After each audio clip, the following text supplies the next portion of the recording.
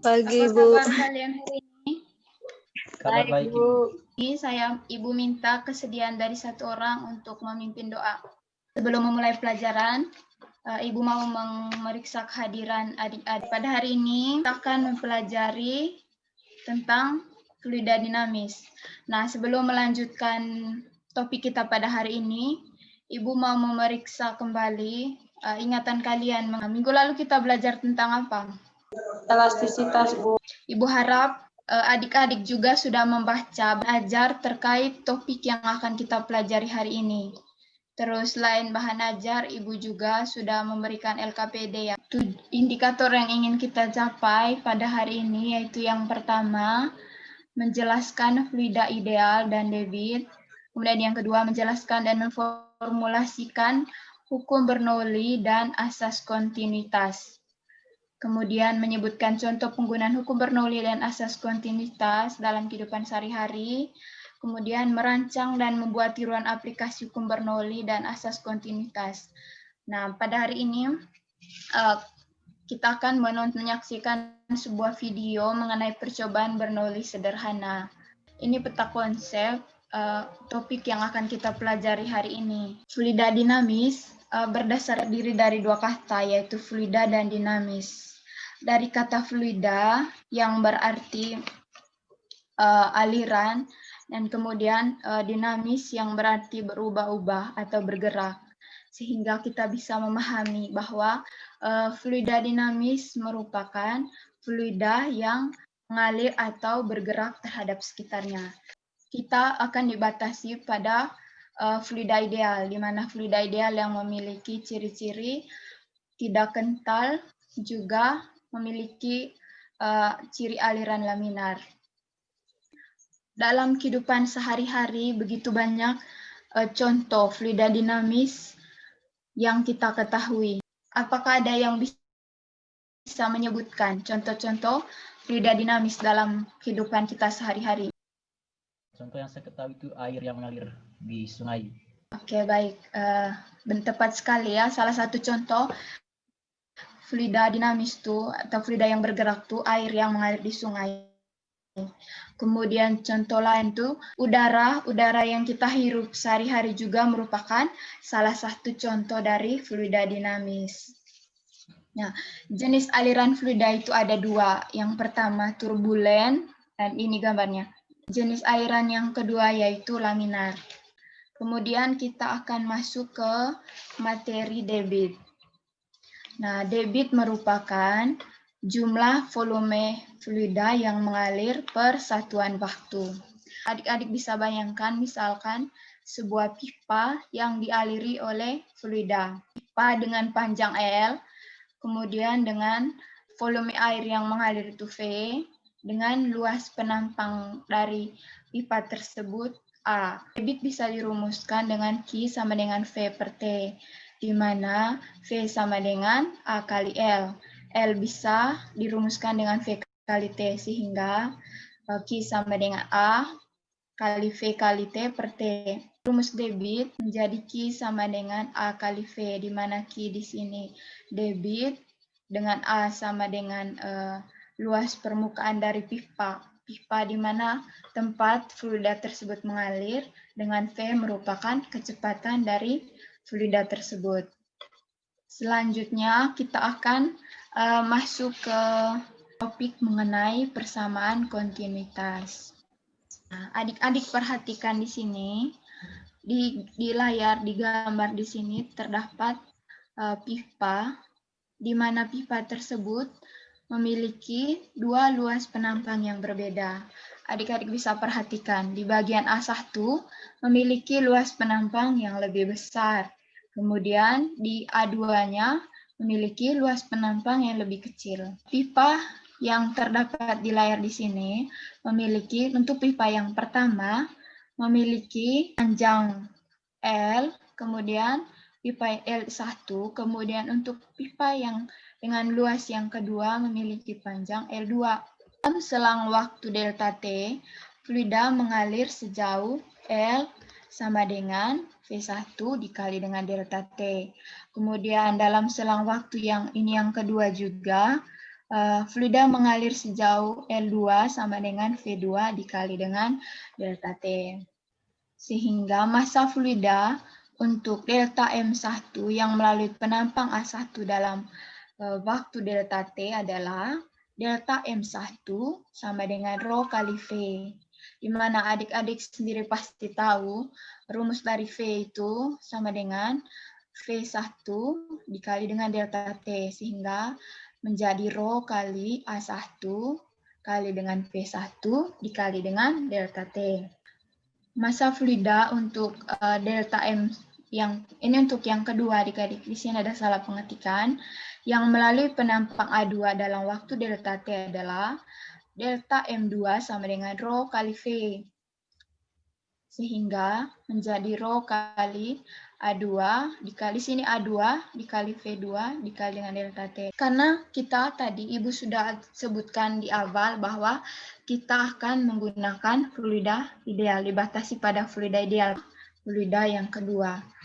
Sehingga menjadi rho kali A1 kali V1 dikali delta T sama dengan rho dikali A2 kali V2 dikali dengan delta T.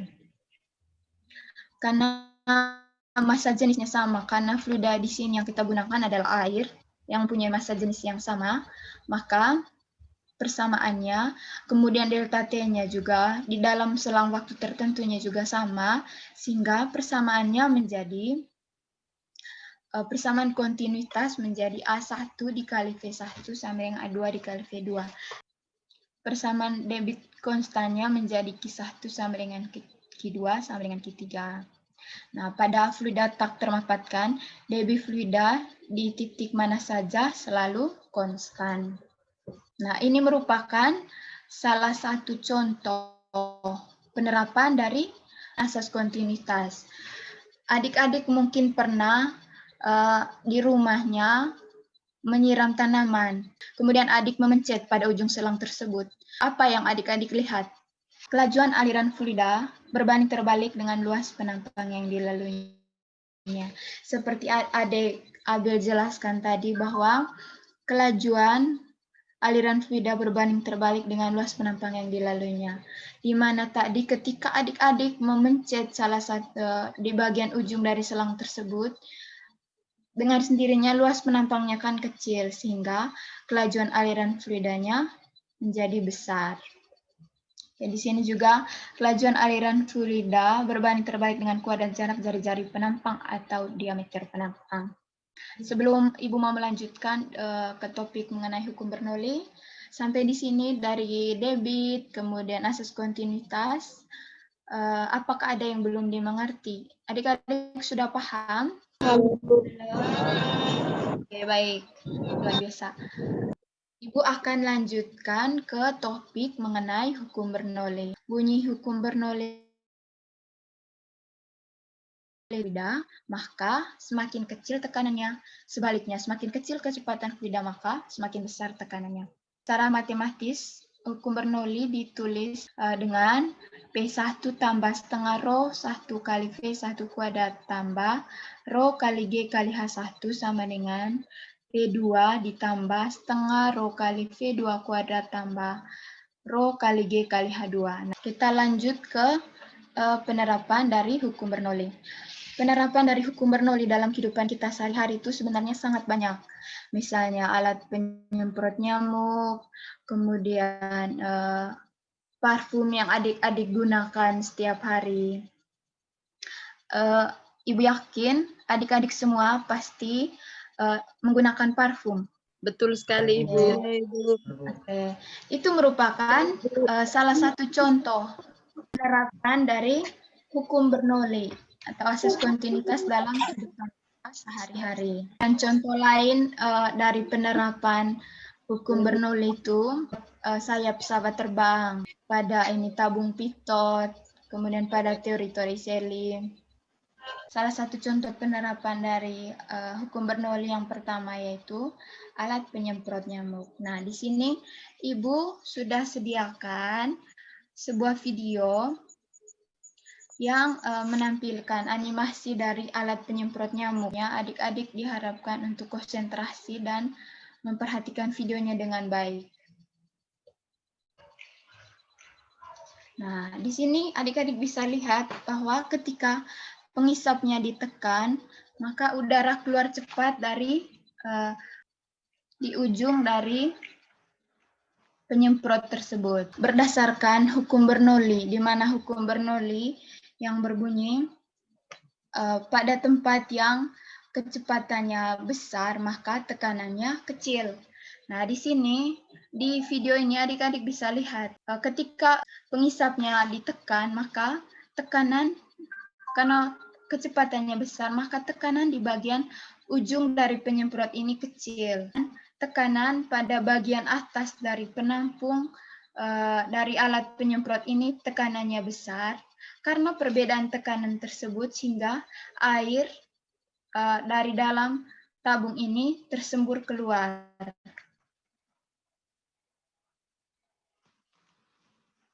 Adik-adik bisa pahami apa yang sudah Ibu sampaikan? Bisa, Ibu. Oke, Ibu lanjut ke teori selling. Adik-adik bisa perhatikan gambar yang terdapat pada slide di sini ya. Adik-adik bisa bayangkan di rumah adik-adik ada bak mandi. Di rumah adik-adik semua pasti terdapat bak mandi kan? Nah, Iya, Ibu. salah satu bagian dari bak mandi tersebut mempunyai lubang di salah satu ujungnya, di salah satu bagiannya. Itu yang biasa adik-adik gunakan ketika mau membersihkan bak mandi. Betul tidak? Ibu. Betul, Ibu. Dari gambar ini Ibu contohkan, ini gambar dari bak mandi ya. Adik-adik bayangkan supaya lebih mudah. Nah, di sini terdapat ada H1, ada H2, kemudian ada V1, V2, kemudian H. H1 di sini merupakan ketinggian dari tanah sampai ke permukaan cairan. Kemudian sampai ke permukaan fluida. Kemudian H2 di sini. Ketinggian tanah sampai ke lubangnya. Kemudian H yang ini merupakan selisih dari H1 dengan H2. Kemudian V1 di sini sama dengan 0. Mungkin adik-adik bertanya, kenapa V1-nya sama dengan 0? Misalkan adik-adik membersihkan bak mandi.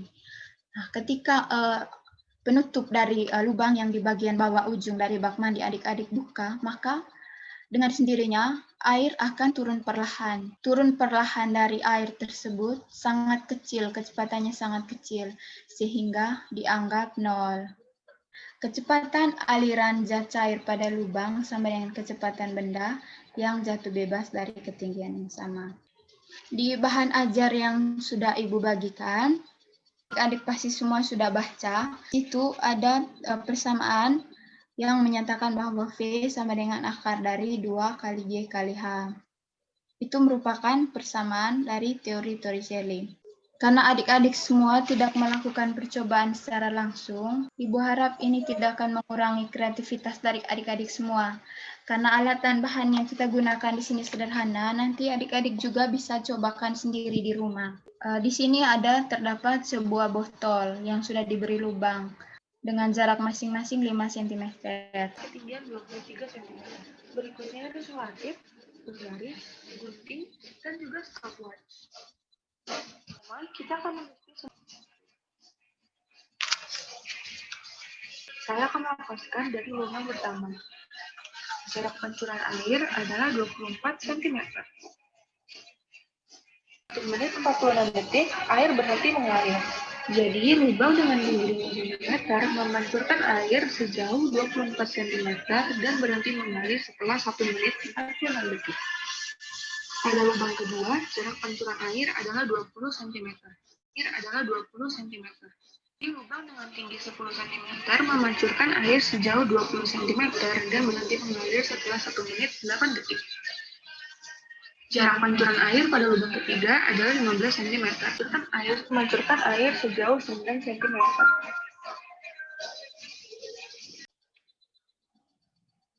Langkah-langkah yang terdapat di video sama persis dengan LKPD yang sudah Ibu bagikan, dan data-data yang terdapat di video Ibu sudah masukkan ke dalam LKPD yang Ibu bagikan minggu lalu. Nah, dengan jarak masing-masing tadi 5 cm, 10 cm, 15 cm, dan 20 cm. Dengan masing-masing waktu dan jarak pancaran airnya seperti yang tertera di dalam tahapan dua pertanyaan yang terdapat di LKPD. Yang pertama, menghitung kecepatan dan waktu yang diperlukan air saat keluar dari lubang kebocoran. Waktunya tadi sudah terdapat di video dan sudah masukkan di dalam tabel. Yang perlu adik-adik lakukan hanya menghitung kecepatannya dengan menggunakan persamaan akar 2G kali H. Kemudian membuat simpulan dari percobaan yang sudah adik-adik semua tonton. Berikan waktu 10 menit untuk adik-adik masing-masing cari kecepatan dari 5 jarak yang diketahui, 5 jarak dari tanah sampai ke lubang. Nanti Ibu akan acak pilih satu orang yang akan mempresentasikan hasil kerjanya. Abel Harapan, silakan presentasikan hasil kerjanya. V1-nya itu 18,97 meter per sekon. Kemudian untuk V2-nya Terus 16,12 meter per sekon. Untuk V3 itu 12,65 meter per sekon. Dan V4 7,55 meter per sekon. Kesimpulan yang saya dapatkan ada 3. Yang pertama, pengertian dari fluida dinamis. Pengertian dari fluida dinamis adalah fluida yang mengalir atau bergerak terhadap lingkungan di sekitarnya. Kemudian bunyi hukum Bernoulli, semakin besar kecepatan fluida, maka semakin kecil tekanannya. Begitu juga dengan sebaliknya, semakin kecil kecepatan fluida, maka semakin besar tekanannya. Kemudian asas dari kontinuitas, di mana kelajuan aliran fluida berbanding terbalik dengan luas penampang yang dilaluinya. Terima kasih kepada adik Abel yang sudah mempresentasikan LKPD-nya dan adik Biata yang sudah menyimpulkan pembelajaran kita hari ini. Untuk nomor 2 dari LKPD tadi, kesimpulannya semakin besar jarak dari dasar tanah sampai ke lubang, maka kecepatannya makin kecil. Itu bisa kalian lihat dari data-data yang sudah kalian kerjakan. Nah, untuk pertemuan kali ini sampai di sini dulu. Ibu sudah siapkan beberapa soal, terdiri dari soal pilihan ganda dan soal isian. Nanti kalian kerjakan dan tulis dengan cara kerjanya, kemudian di-scan dalam bentuk PDF dan dikirimkan ke email Ibu. Terlambat mengumpulkan, Ibu akan memotong nilainya. Untuk pertemuan kali ini sampai di sini, jangan lupa untuk mengingatkan teman-teman kalian yang tidak sempat hadir untuk ikut pertemuan minggu depan. Dan jangan lupa untuk mengerjakan tugas-tugasnya, tetap jaga kesehatan, jaga jarak, jangan lupa pakai masker. Oke, untuk menutupi pembelajaran kita hari ini, saya minta adik ini Amel untuk mengangkat doa.